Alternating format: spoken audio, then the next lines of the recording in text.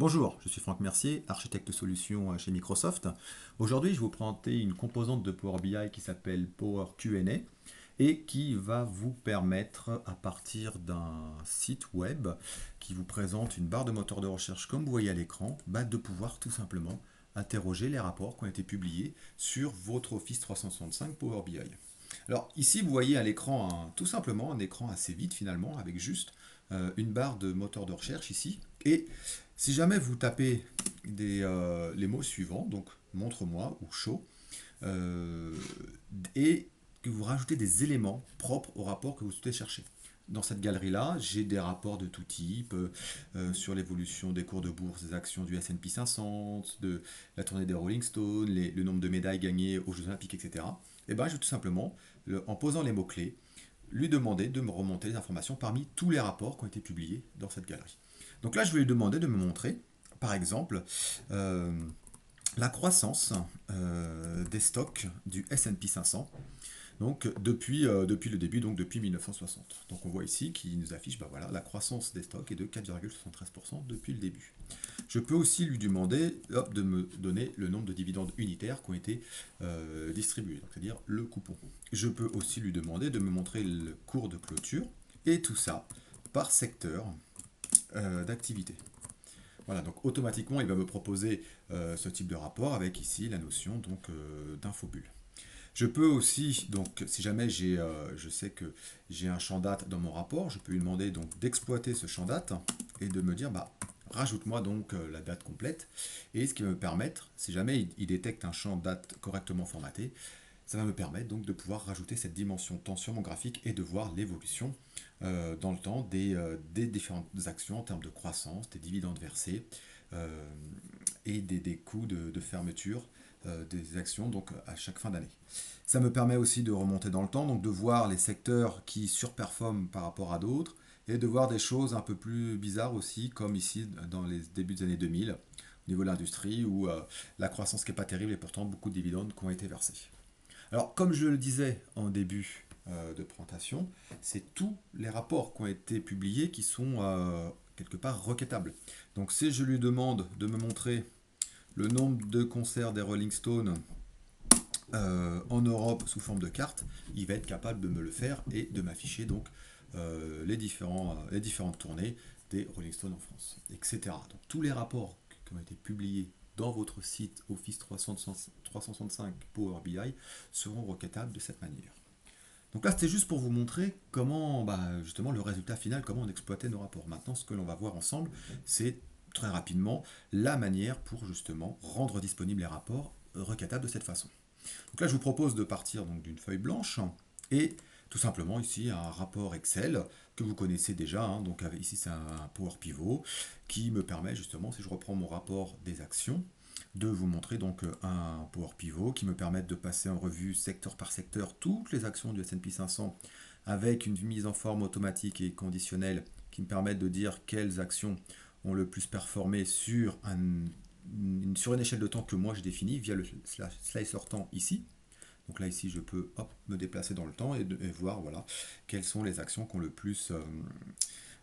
mieux performé dans la santé, donc de 2005 à 2008 par exemple. Bien entendu, c'est un rapport sur lequel je peux aussi mettre du Power View. Alors pourquoi je vous montre ça? Parce que derrière, en fait, et c'est là où c'est très important, vous avez un modèle Power Pivot que je vais vous montrer tout de suite. Et ce modèle Power Pivot va comporter donc ici plusieurs colonnes. Symbole, year, close, dividende, GICS sector et tout un tas d'autres colonnes. Ici, il y a en plus des formules calculées. D'accord? Ces formules calculées vont nous permettre de nous donner des informations intéressantes, comme notamment la croissance, avec la formule de ce type ici, que je rajouterai bien entendu dans mon blog pour si jamais vous voulez revenir sur ce type de formule, bien entendu.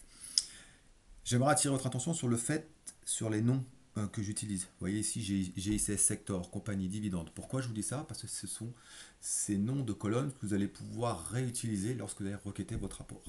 Donc là, ici, j'ai mon rapport. Donc ce qu'on va faire ici, on va le fermer. Puis je vais tout simplement me connecter sur mon site Power BI Office 365.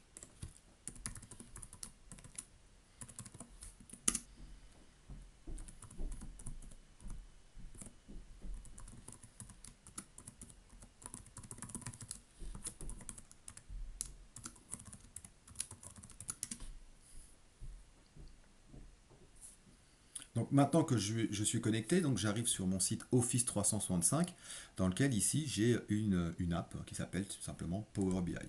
Donc je vais tout simplement cliquer dessus et à partir de là, je vais pouvoir tout simplement rajouter mon rapport sur mes actions que je vous ai précédemment présenté tout simplement en cliquant sur Ajouter.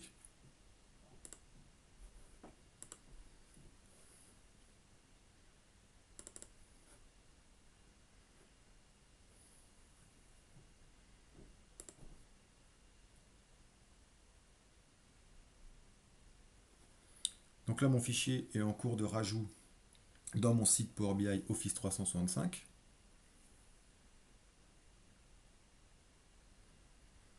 Donc voilà. Donc là maintenant, j'ai tout simplement rajouté mon fichier Stock Analysis. Alors, ce que je vais pouvoir faire ici, quand je clique sur les trois petits points, c'est déjà de pouvoir l'activer et dire bah, j'aimerais le rajouter aux questions-réponses. Donc rien que le fait de faire ça, voilà, il m'a dit que mon rapport est activé et rajouté aux questions-réponses.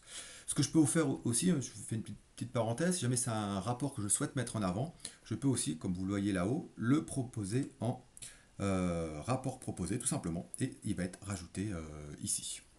Donc ce que l'on va faire maintenant, donc voilà, après bien entendu vous pourrez retirer des questions-réponses et des favoris. Alors ce que l'on va faire maintenant ici, si on revient tout en haut du site, on va pouvoir lui dire rechercher avec questions et réponses. Donc on va cliquer en haut à droite et là donc on se retrouve comme tout à l'heure donc dans le menu de recherche et ce qu'on va lui faire, on va dire bah voilà, j'aimerais pouvoir commencer à le requêter. Donc je vais dire bah montre-moi.